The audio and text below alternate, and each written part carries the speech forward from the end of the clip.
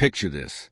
You're watching live television when suddenly the President of the United States is on his feet, pointing his finger, shouting at a congresswoman who hasn't raised her voice once. She's sitting there completely calm, holding a simple manila folder like it weighs 100 pounds. And in that folder, documents that would shake the entire political establishment to its core. What you're about to hear is the true story of how Jasmine Crockett walked into a routine town hall with nothing but facts and walked out having delivered one of the most devastating political takedowns in modern history. And she did it all without ever losing her cool. The date was a Tuesday evening in Springfield, Missouri. PBS was broadcasting live from what was supposed to be a routine panel discussion about restoring public trust in leadership. President Trump sat center stage, arms crossed, looking relaxed and confident. First Lady Melania sat nearby in a cream-colored blouse, perfectly composed. The crowd was mixed: local voters, college students, journalists from Kansas City and St. Louis. Everyone expected maybe a few tense exchanges, some political theater, but nothing too wild, not with the president sitting 10 feet away. Trump had been on a roll most of the evening, tossing out one-liners and brushing off criticism with his signature style. Jasmine's here to throw mud, he joked earlier, getting laughs in the audience. But the truth is, she's got nothing real to say. Jasmine Crockett didn't laugh. She didn't smile for the cameras or soften her voice. She just sat there with a legal pad on her lap and a folder beneath it, one she hadn't touched. Not yet. But when the moderator gave her 60 seconds to respond to a question about ethical boundaries, something shifted. She looked up, calm and steady, and said, "Actually, I'm going to take a little longer than that." The audience rippled with surprised laughter. Trump leaned back with mock patience, but his smile didn't quite reach his eyes this time. "I didn't come here tonight to spar with sound bites," Crockett continued, her voice even and low. "I came with facts. And before anyone tells me I'm out of line, let's be clear. This country deserves to hear what's been hidden in plain sight." That's when she reached down and lifted that folder. I have here a set of internal memos, documents dated between March 2023 and January this year, sent between White House scheduling officials and the Office of Protocol. Trump's hand twitched. The room went dead silent. These documents detail how at least 14 foreign diplomatic visits were steered intentionally towards staying at Trump-branded hotels.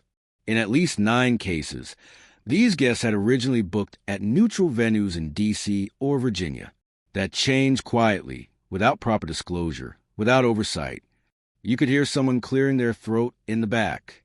Cameras zoomed in on Trump's face, catching the exact moment his confident smile began to fade. But Crockett wasn't done. Not even close. There's more.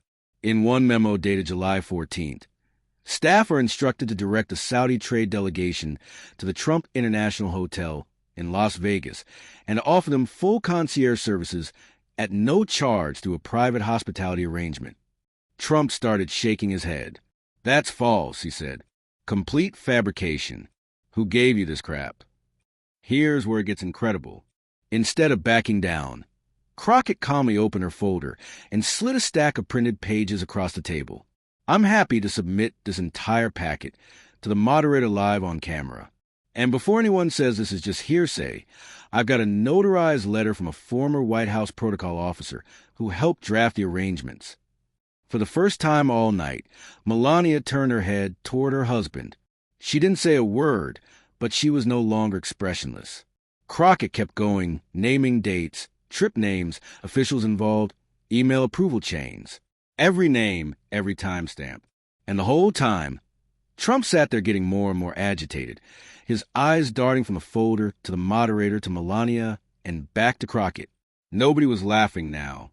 The moderator tried to regain control. "Congresswoman, we're going to need to verify those documents before—" "You'll get everything," she replied, cutting him off gently. Then she turned to the audience. "I didn't leak this to the press. I didn't throw it on social media for clicks. I waited because the American people deserve to see it directly. Not through a headline, not through spin, but through me." Trump scoffed loudly. "You waited because it's fake. Just another stunt." But then Crockett pulled out a second sheet. The lighting caught the watermark, the official seal. "This," she said, is a signed, notarized statement from Gregory Fenwick. He worked inside the Office of Protocol from 2020 to late 2023.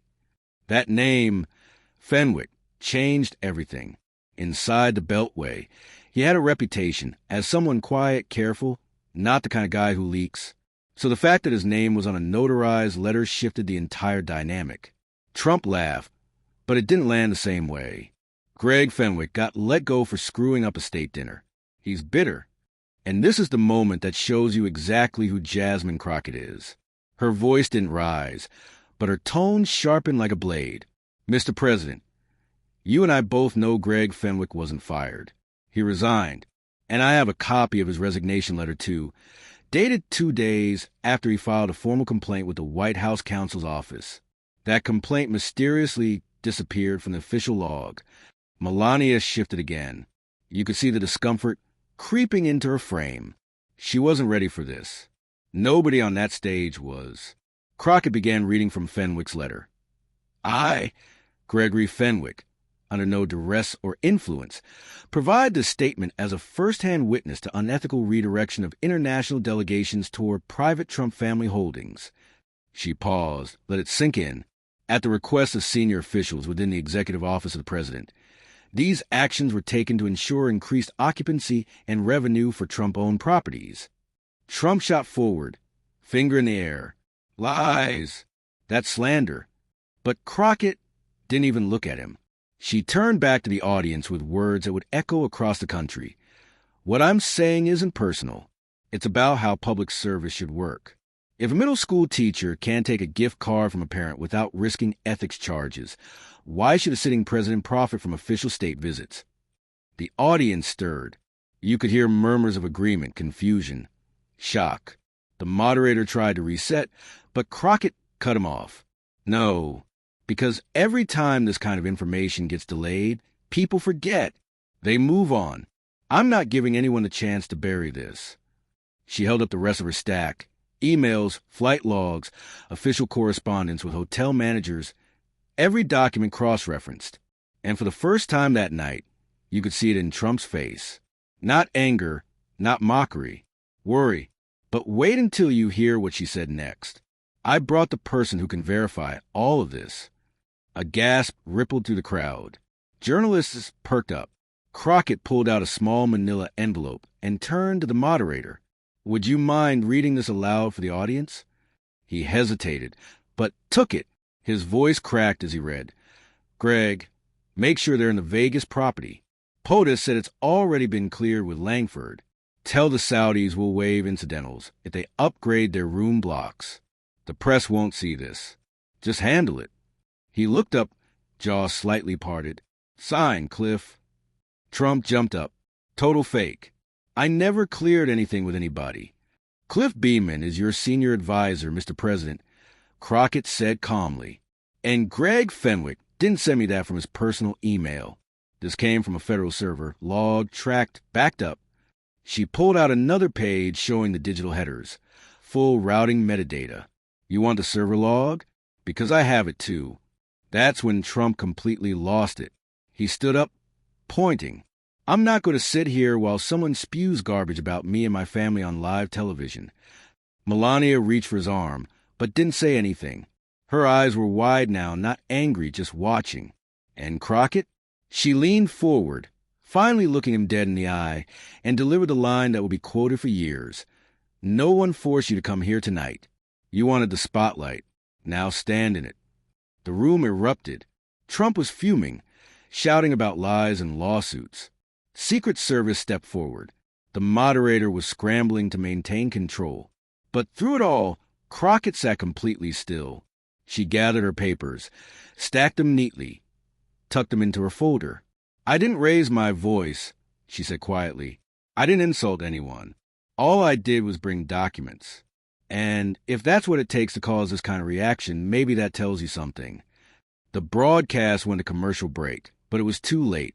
Someone in the audience had filmed Trump pointing and yelling, while Crockett sat motionless, blinking slowly like she had all the time in the world. The clip hit social media before the break even ended. Within minutes, it had millions of views. The hashtags were impossible to ignore. Hashtag Crockett Bombshell. Hashtag Trump Meltdown. Hashtag She Had Receipts. But here's what's remarkable. It wasn't just Democrats sharing the clips. Younger independents, Midwestern moderates, even conservative veterans began commenting. The message was clear.